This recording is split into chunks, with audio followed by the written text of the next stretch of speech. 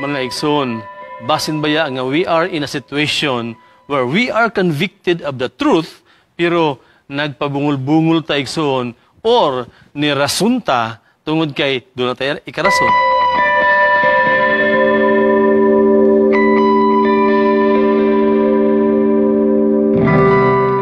Amahan nga langit nun, nining kagabhiyon, lain na usab o Diyos nga hugna, lain na usab nga topiko nga among pagatunan, gikan sa imong mga pulong.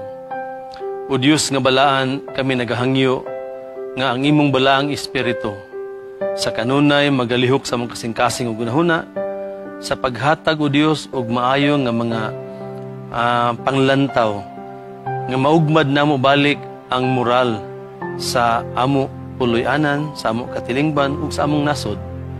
Dako o Diyos nga buluhaton, apan dili imposible alang kanimo. Panalangini ang mga televiewers, mga kapaglaom, among mga kaigsunan, mga higala, nga sila usab unta mapanalanginan, pinaagi sa imong mga pulong. Salamat kayo Diyos nga gidawat among pagampo, nabanan sa pagpasaylo sa among mga kalapasan, kay gitugyan namo kining tanan, sa ngalan ug gahom ni Jesus manluluwas. Amen. Atong ipadayon ang pagtuon. So, nining kagabion, atong usab tun-an ang letter V from the word recover. Ang vigilantly guard the heart. Guarding the gates. Igsoon, higala, mga kapaglaom, importante kaayo nga atong bantayan ang unsang nga mga avenues aron ang kaaway, aron dili kita igsoon maut-ut or mapildi or madaot tungod sa ato ang kaaway. So here, vigilantly guard the heart or guarding the gates, mga kapaglaom, ato nakita, no? Usa ka tao, nagbutang siya og high-tech alarm system sa iyang chicken coop. Naay gibutangan niya dito igsoon og kanang mga modern motion sensors, gibutangan niya og cameras and even a siren. But then one day he forgot to close the gate. One night, a raccoon, no? Ning manunukob, nisulod dito sa gate, waved at the camera, take note ha, and had a chicken dinner. Wow.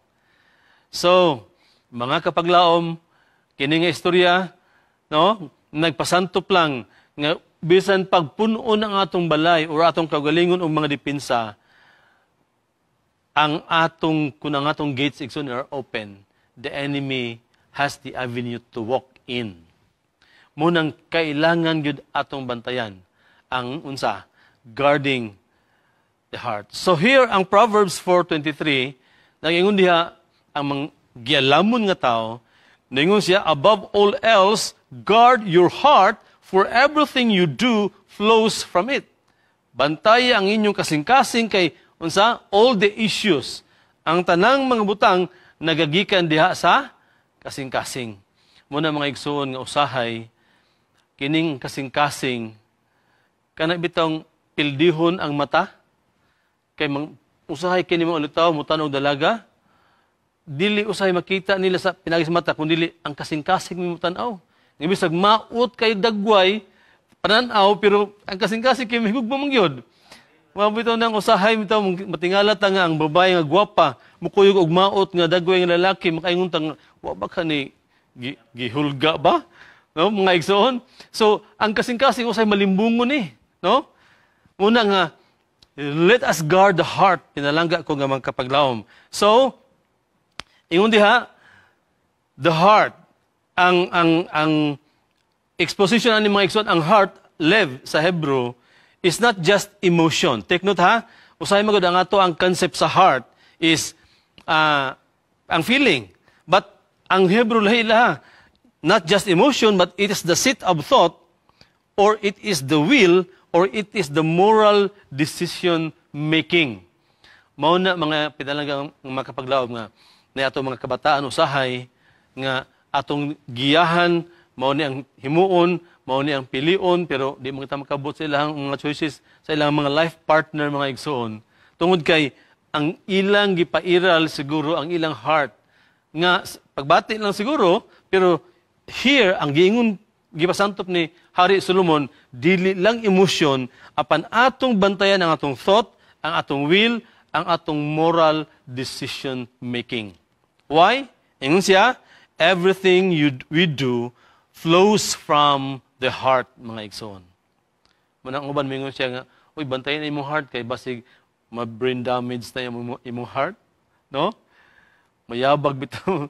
Now, here, atong tanawon ang exegesis igsoon aning pagasulti ni Hari Solomon, above all else. Kao pa kayong pagasulti ha? So kining phrase elevates the command to supreme importance. Kana pa ingon niya nga above all else, busa labaw sa tanan. Oh? So gi-elevate niya igsoon ang command to supreme importance nga atong bantayan atong kasing-kasing. Now here, dili na sa suggestion, it's a priority. So mga kapaglaom, kung gibati ninyo nga kita kabahin sa pag-ugmad balik sa nagakaut-ut nga moral sa atong nasod, sa atong katilingban o sa atong pulianan, let it be nga we will prioritize in guarding our heart, mga igsoon. And then, ang Hebrew adin higa-imply og urgency.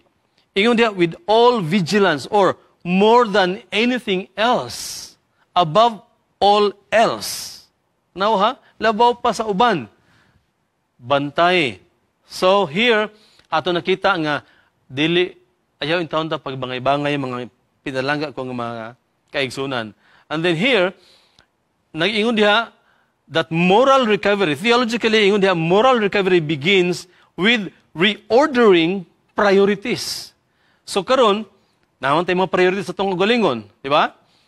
Siguro, we are so comfortable of making business, making money, then only to find out nga there are compromises nga ato ang mahimo tungod kay we want money. But here, mga igsoon, pinalangga ko nga mga kapaglaom televiewers, please reorder our priorities. Kung imong gibati nga kabahin ta sa pagtukod balik sa mga katiwalian, no?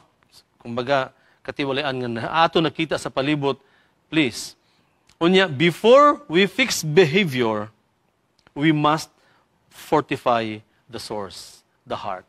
Meaning, ato sa i-check ang ato ang kasing-kasing igsoon, dili ta kanabitang og term pa nila tinamala nga mo try tag fix sa uban or sa mga unsay daot diha, and then our hearts igsoon naapo day mga defekto, naapo day mga medyo problema. So, before we can fix a behavior, mga igsoon, we must fortify the source. Atong ligunon, atong unsa fortify, bantayan, gwardiyahan, kuralon ang ato ang kasing-kasing.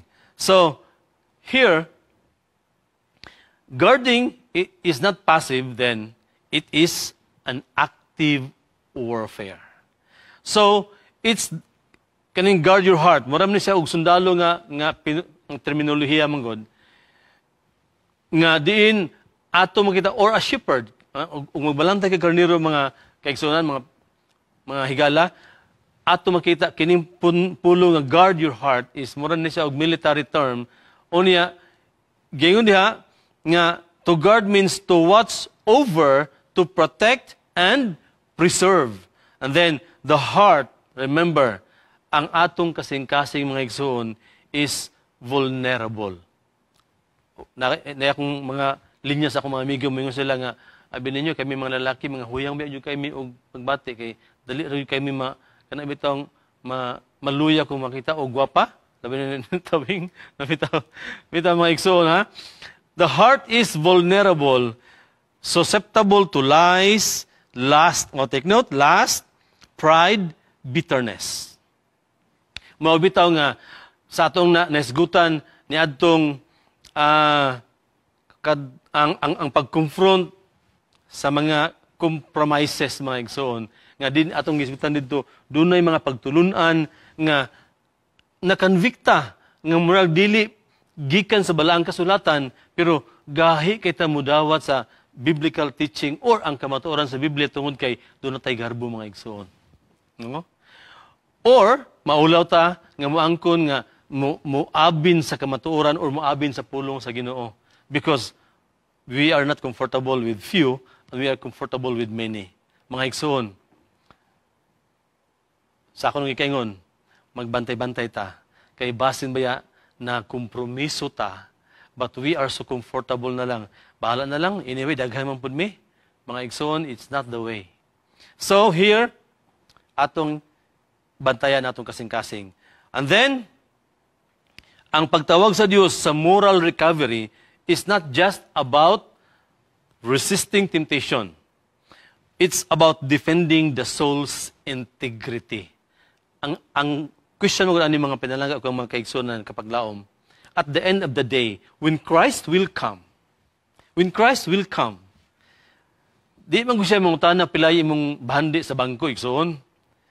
But how you, kanabitang, giunsa nimo paglig-on ang covenant relationship, nga gihatag na niya ang iyang balaod, na nang iyang pulong igsoon, ug ningon dito, on condition sa obedience, that sila magsunod nako, that I will be their God, and they will be my people.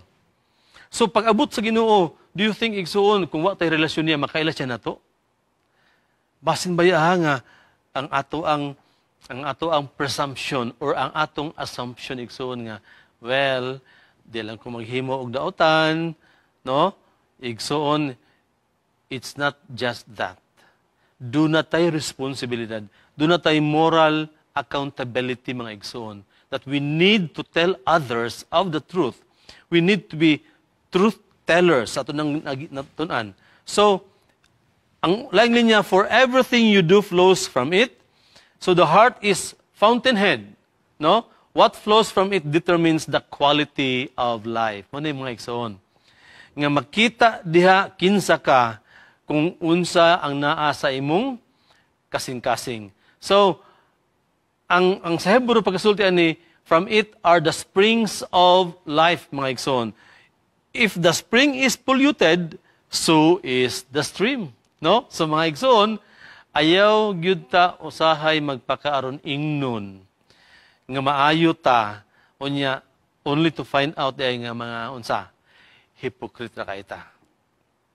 So kay kun ang tuburan igsoon hugaw, syempre ang iyang dagayday ang igsoon sa mga streams or sa gagmay mga kanal hugaw sab.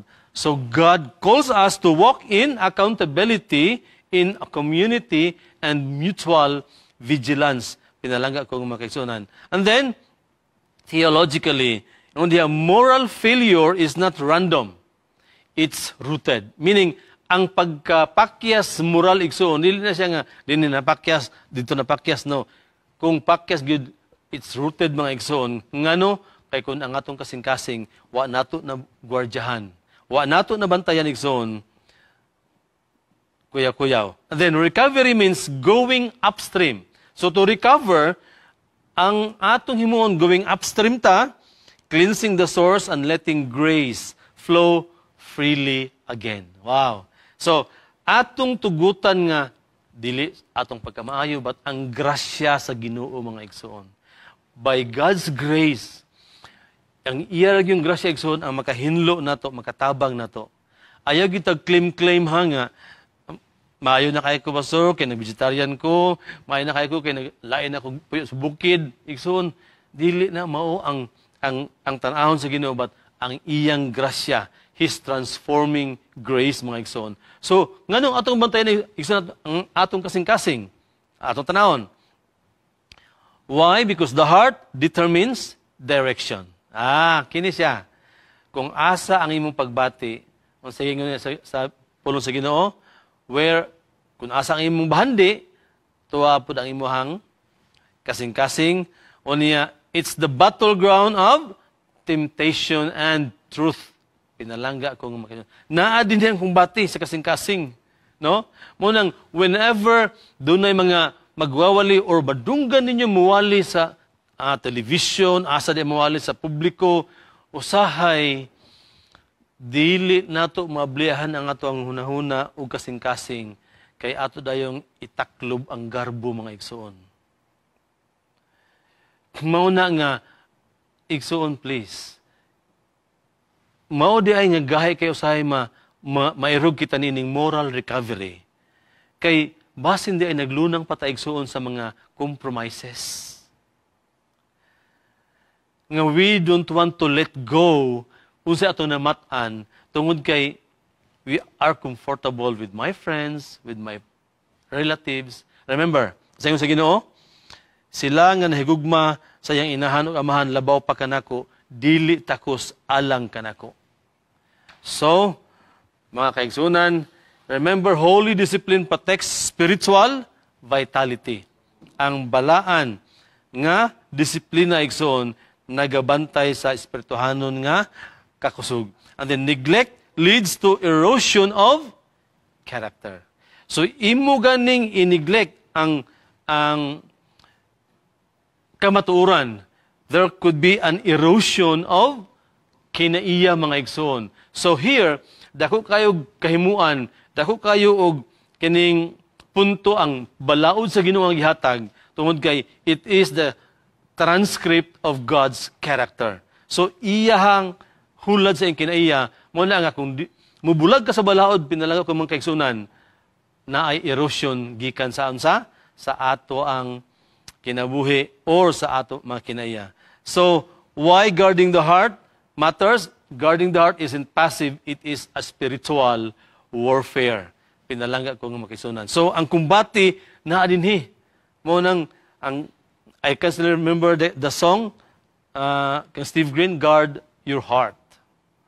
Kaya nga naman, usahay ang pagtanaw nga marag medyo lumo, turn into, unsa? Into a relationship. Pinalangga ko ng makisunan. Of which, daghan nga mga sundalo sa Ginoo nga nangapukan tungod aning wala kay nakabantay sa kasing-kasing.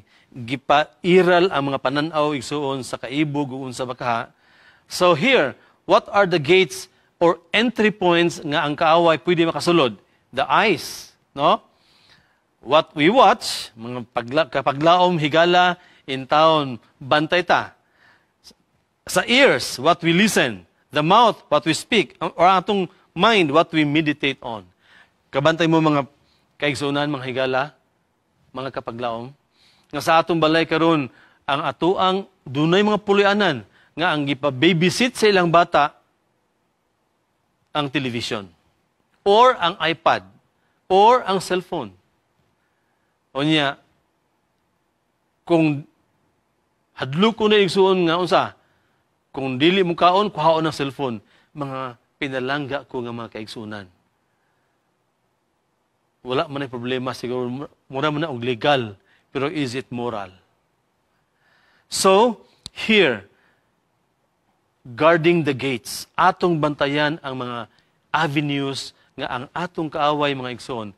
Unya, atong tanaw na itong mga kabataan, unsa man nga mga music ang ilang gipaminaw, no? So, mga kapaglaom, we are so vulnerable kung ang mga gates sa to ang kaugalingon abli. So here, doon ay mga current events o panghitabo, no?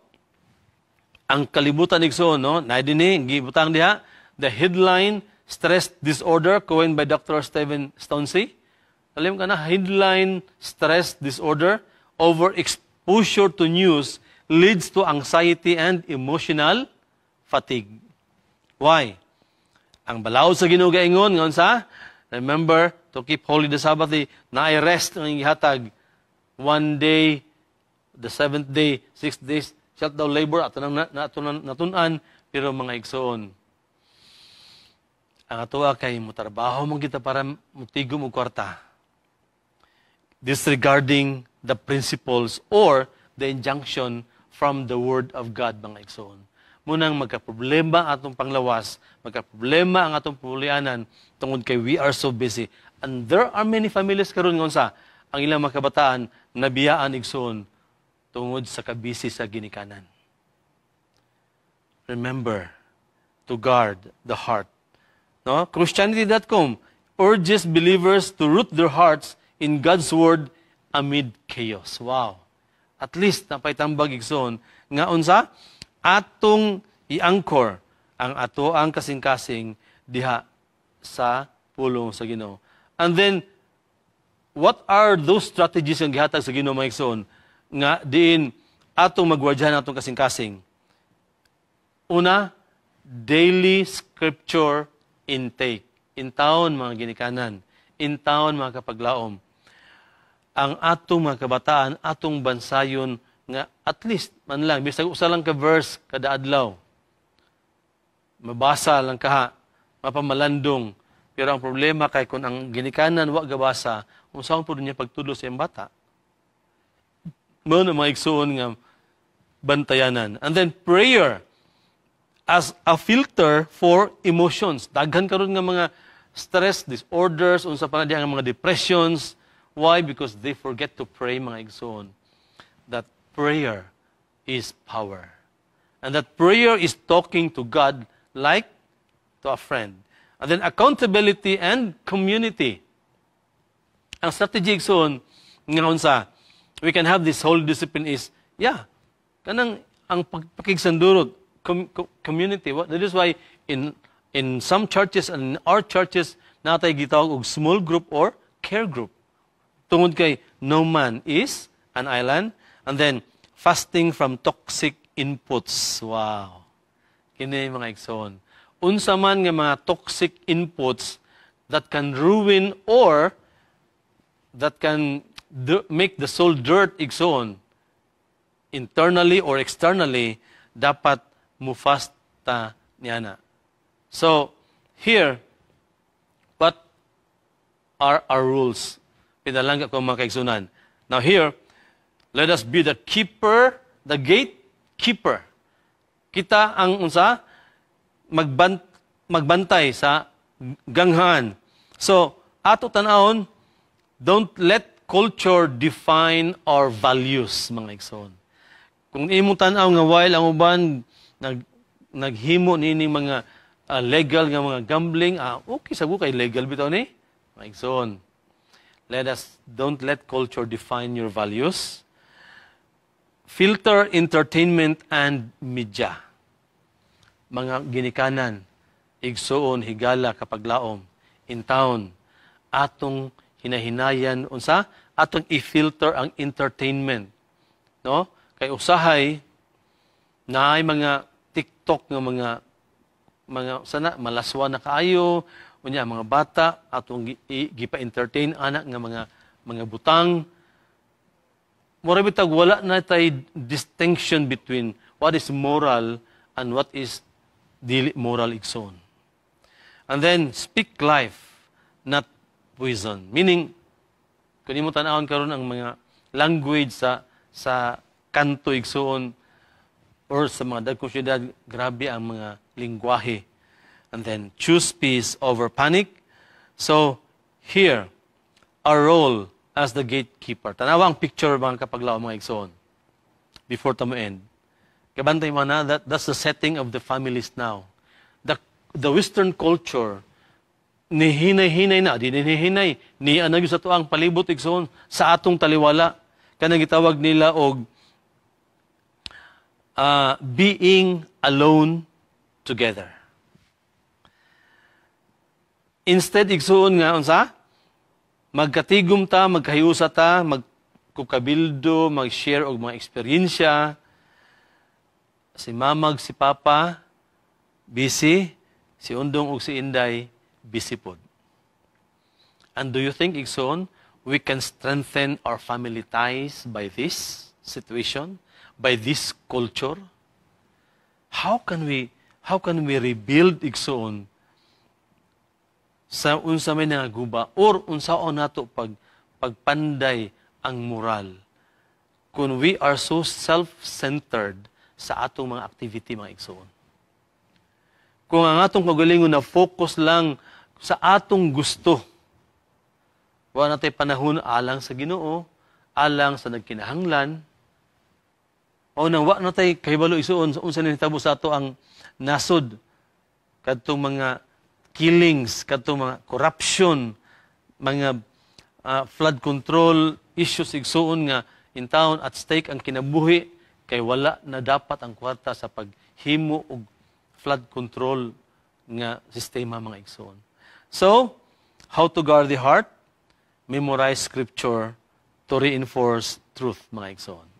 Kung natay panahon pag-memorize, igsoon, ato i-memorize ang usa ka verse, aron ma-reinforce ang kamaturan, or journal our emotional triggers.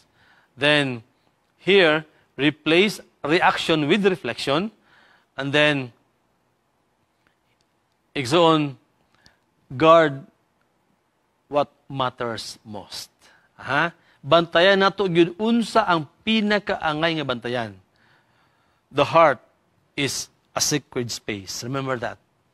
Ang ato ang kasing-kasing mao ni ang battleground. Everything flows from our heart, and then guarding it is a holy calling. Wow. Ang pagbantay ni Nixon, dili ni siya ingon lang nga passive lang nga, well, nagbantay lang ko nga walay mo musulti na ako o mabinuang o sa diha, mutintal na ako. It's a holy calling, mga igsoon. But then, let God be the ultimate gatekeeper. Ang Ginoo mao ang pinaka magbalantay gyud sa ato ang kasing-kasing. Now, there was a story, mga igsoon. The man who rebuilt his heart. Yung story, ha? Before I close. The man who rebuilt his heart. A certain June was a successful contractor in northern Mindanao. He built homes, churches, even malls. But his personal life was in ruins. Multiple affairs, wow. Ikson, shady deals, and a heart hardened by pride. Tanawa ha? May kayo himong balay. Iglesia, malls. Pero sayang kinabuhi ng kaugalingon igsoon na ay mga multiple affairs, mga shady deals, under the table, unsa pa kanadiha, and a heart hardened by pride. One day, his teenage daughter left a note on his desk. Gayon dito mga igsoon, you build everything except here. You build everything except the one thing that matters, your heart. Kaya ang anot, no? You build everything except the one thing that matters, your heart. So, here, June broke down. That note was his Proverbs 4:23 moment. He began attending a small accountability group. He confessed, he repented, he started guarding his heart like guarded his blueprints. And years later, June wasn't just known for buildings, he was known for integrity. Wow. His daughter said, Dad, you finally built something eternal. So, pinalangin ko mga kaigsunan, moral recovery isn't about fixing the facade, it's about rebuilding the foundation. Dili ang pagpanday sa unsa niyan diha sa bungbong atubangan apan ang pag-rebuild sa pundasyon. So here we will guard our heart because from it flows the legacy we'll leave. Pinalangga ko nga mga kaigsunan. And remember, it is only God, only His grace that can transform us, mga igsoon. So, ugma sa gabi, ato na natun-an ang pag-ila sa kangit-ngit. We are in moral darkness, mga igsoon. Ato na na-expose ang kabakakan. Nahibawan nga ang amahan sa bakak ang yawa di ay. Unya ato nang na confront ang compromises, mga igsoon. That truths, or there are teachings nga wala sa Biblia nga atong gipaka di man ta sayop igsoon kay momento na matan, but then ato i-confront ka na, overhaul the ruins, repairing the ruins like Nehemiah, and then vigilantly ato natun-an nga atong angayan ang pagbantay sa atong kasing-kasing.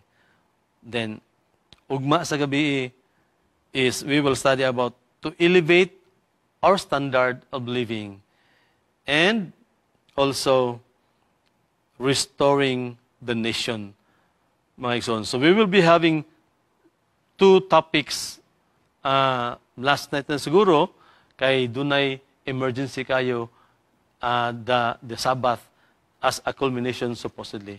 So mga igsoon, daghang salamat sa inyong padayon nga pag-follow, pagpaminaw, pagsunod sa atong programa. I hope and I pray nga unta kini nga serye is not just a series or a seminar, but this is a call from God to have a moral recovery. Mag-ampot ta mga igsoon. O Diyos nga balaan, salamat kayo sa imuhang gugmag kaluoy.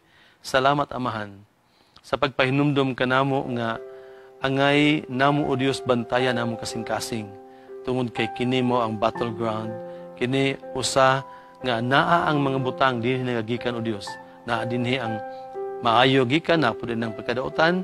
Busa Amahan tabangi kami nga unta magkinabuhi kaming putli diha kanimo ug dili namo kini mahimo kung ang imong balaang espiritu o Diyos wala ka namo. Tabangi ang mga televiewers, ang among mga kapaglaom, mga kaigsunan, mga higala, matagpulianan o Diyos, tuguti nga unta, tuburan kini alang sa pagreforma sa unsa man nga makadaot moral sa among palibot. Salamat sa pagtubag sa among mga hangyo, ang tanan among gitugyan, pinaagi lamang sa ngalan ug gahom ni Jesus manuluwas. Amen.